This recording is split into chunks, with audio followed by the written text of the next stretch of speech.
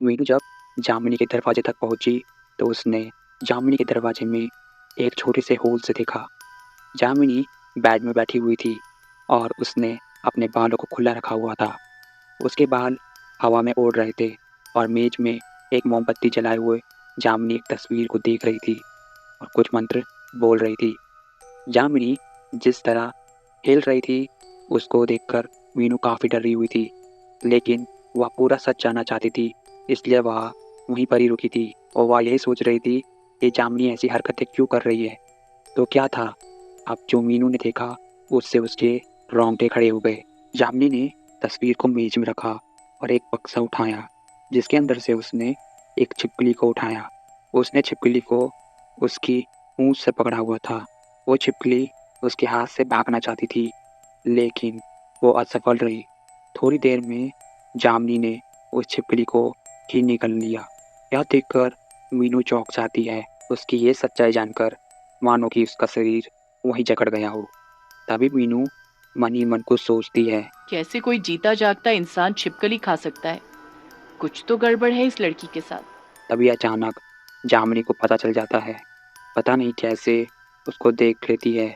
मीनू को तो कुछ समझ ही नहीं आ रहा था कि मैं तो इतनी शांत थी, फिर उसने मुझे कैसे पकड़ लिया। वो कैसे भी कैसे वहाँ से निकली और अपने कमरे की ओर चली गई और उसने अपने दरवाजे को बंद कर दिया और ज़ोर ज़ोर से हाँफने लगी। जामिनी के कमरे का दरवाज़ा खुलने की आवाज़ आती है और उसके पैरों की चलने की आहट भी सुनाई देती है। जामिनी मीनू के कमरे के आगे ही रुक गई। मीनू ने सोचा, कुछ भी हो जाए मैं उसको पता नहीं चलने दूंगी।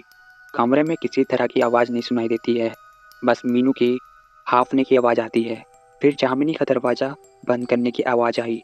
जामिनी अपने कमरे में गई है या नहीं, बस ये तसल्ली करने के लिए जैसे ही उसने अपने गेट में बने हुए होल को देखा, तभी उसको उस होल में एक आँख दिखाई देती है जो कि मीनू के रूम को ही देख रही थी। उसकी आँख की पुतली गहरी लाल कलर की थी, मानो कि खून से भरी हो। मीनू बेहोश हो जाती है। तभी उसकी दोस्त रीमा मीनू को उठाती है। उठाते ही उसको कल रात की हुई घटना के बारे में याद आती है। उसकी वही सारी घटनाएं एक पूरे सपने की तरह लगने लगती है। वह सोचने लगती है, क्या हुआ था कल रात को? जो मेरे साथ हुआ था, क्या वह सच में एक सपना था? मीनू को कुछ समझ नहीं आ रहा था। तभी वह अपने ऑफिस के लिए चली जाती है। तभी मीनू को सीढ़ियों के पास जामिनी दिखाई पड़ती है और जामिनी बहुत ही ज़्यादा खुश दिखाई देती है। मीनू उससे एक भी बात नहीं करती है और वहाँ से चली जाती है। लेकिन मीनू का सारा दिन ऑफिस में लग ही नहीं रहा था, बस उसको वही घटना बार बार सता रही थी। लंच समय के बाद रीमा ने मीनू से कहा, क्या बात है? आज तुम कुछ परेशान सी लग रही हो। तबीयत तो ठीक है ना? तुम्हें ये जामिनी कुछ अजीब नहीं लगती? हाँ, अजीब तो है। आज भी सुबह मैंने उसको अपनी माँ से बात करते हुए सुना। लेकिन माँ से कौन इतना छुप छुप कर बात करता है, समझ नहीं आया। मीनू ने उसको कल रात की बात नहीं बताई। उसने अपने अंदर ही वह बातों को दबाए रखा। ऑफिस का काम खत्म करके मीनू घर वापस आ गई। आज ऑफिस के बाद रीमा अपनी मौसी के पास ही चली गई थी, जिसकी वजह से रीमा और जामिनी ही थर्ड फ्लोर में बचे थे। मीनू को खाना बनाने का मन नहीं था, जिसकी वजह से वो बाहर से ही खाना लेकर आई थी। जैसे ही मीनू खाना खाने के लिए बैठी थी, तभी उसका फ़ोन बजता है। उसके पापा का फ़ोन आ रहा था। वह अपने पापा से बात करने लगती है। जो उसके पापा ने कहा वह सुनकर मीनू के हाथ से फ़ोन गिर गया। बेटा, सब ठीक है ना? नई रूममेट से दोस्ती हुई? नहीं, वो उतनी बात नहीं करती। हाँ, मकान मालिक ने बताया मुझे। बेचारी, तुम और रीमा उसका थोड़ा ख्याल रखना बेटा। किसी के बुरे दिन में साथ देना दोस्तों का काम होता है। हम दोस्त नहीं है पापा, लेकिन आप क्या बात कर रहे हो? क्या बुरा है जामिनी के साथ? अरे बेटा, कुछ ही महीनों पहले उसकी माँ गुजर गई। अपनी माँ के सिवा और कोई नहीं था उसका इस दुनिया में। मकान मालिक भी बहुत दुख के साथ बता रहे थे। थोड़ा ध्यान रखना उसका बेटा, ठीक है ना? और पापा की बातों को सुनकर वो और भी ज़्यादा डर गई थी और वो रूम में अकेली भी थी। फ़ोन का डिस्प्ले टूटने की आवाज़ मीनू के कानों में ही गूंजती रही और वो एक तरीके से वहीं पर ही अकड़ गई थी। तभी वह कुछ सोचने लगती है। इससे पहले ही मीनू कुछ कर पाती, मीनू के कमरे की लाइट ही चली जाती है। जैसे ही मीनू पीछे मुड़ी, पीछे उसके जामिनी खड़ी थी और वो मोमबत्ती जलाए हुए खड़ी थी। डरावनी आवाज़ से जामिनी मीनू से कहती है, अब अंधेरे में खाना कैसे खाओगी मीनू? जामिनी को इस तरह हंसते हुए देखकर मीनू का गला सूखने लगा था। कैंडल की रोशनी ने जामिनी को और भी ज्यादा डरावना बना रखा था। तभी मीनू उससे डर डर के कहने लगती है। तुमने खाना खा लिया क्या? तभी जामिनी उसको देखकर हंसने लगती है और कहती है, तुम्हें तो पता ही है मैं क्या खाती हूँ, है ना? जामिनी की ये बात सुनकर मीनू ऊपर से लेकर नीचे तक कांपने लगती है। फिर ऐसी घटना होती है जो मीनू ने भी नहीं सोची थी।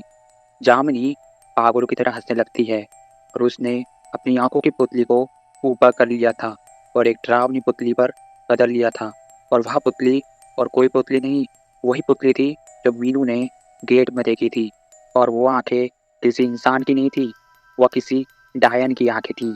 तभी मीनू जामिनी से डर डर के कहने लगती है, जामिनी, ये तुम्हें क्या हो रहा है जामिनी? लेकिन उसकी बातों से जामिनी को कोई फर्क नहीं पड़ता है। वो अपनी गर्दन को कभी दाएं तो कभी बाएं हिलाने लगती है, जैसे कि वो बहुत सालों से प्यासी हो। जामिनी वही बरसों पुरानी लोरी गाने लगती है। लकड़ी की काठी, काठी पे घोड़ा, घोड़े की दुम पे जो मारा, हथौड़ा, दौड़ा दौड़ा दौड़ा घोड़ा, तुम उठा के दौड़ा। अब जो जामिनी के गले से आवाज निकलती है वो और किसी की नहीं, एक भूतिया पिशाच की आवाज होती है। थोड़ी ही देर में जामिनी हवा में उड़ जाती है। तभी पता नहीं कैसे मीनू के फोन में अलार्म बजने लगता है और वो अलार्म और कोई सा नहीं, हनुमान चालीसा होती है। क्योंकि उसके पापा ने कहा था हर दिन की शुरुआत भगवान के नाम से करे तो दिन अच्छा जाता है। जामिनी ने मीनू को छोड़ दिया। वह अपने कानों को बंद कर रही थी क्योंकि उसके फ़ोन में हनुमान चालीसा जो चल रही थी। तभी जामिनी चिल्लाते हुए कहती है, बंद करो, इसे बंद करो। तभी जामिनी वहीं पर बेहोश हो जाती है। उसके आंखें अस्पताल में खुलती है और उसको अस्पताल में मीनू ही लेके गई थी। मीनू और रीमा दोनों डॉक्टर से बात करते हैं और तकलीफ पूछते हैं। तभी डॉक्टर कहते हैं जामिनी को दिल का दौरा पड़ा था। लेकिन मीनू सब जानती थी, उसको दिल का दौरा नहीं, उसके शरीर में आत्मा का साया था। मीनू को लगता है शायद जब उसकी माँ मर गई होगी तब किसी तांत्रिक ने उसके साथ गलत करने की कोशिश करी होगी। मीनू को लगता है कि अब शायद जामिनी की आत्मा को शांति मिल गई होगी। लेकिन मीनू को यह समझ नहीं आ रहा था, जो अलार्म टोन मीनू के फ़ोन में बजा था वह तो उसने सुबह का लगाया था, तो वह शाम को कैसे बच गया। तब मीनू सोचती है शायद उसकी माँ ने मेरी और अपनी बेटी की जान बचाने के लिए यह करा होगा। यहीं पर इस कहानी का अंत हुआ। मुझे आशा है कि आपको ये कहानी पसंद आई होगी। अगर आपको ये कहानी ज़रा भी पसंद आई हो तो चैनल को सब्सक्राइब करना ना भूलें ऐसी मोर स्टोरीज़ के लिए।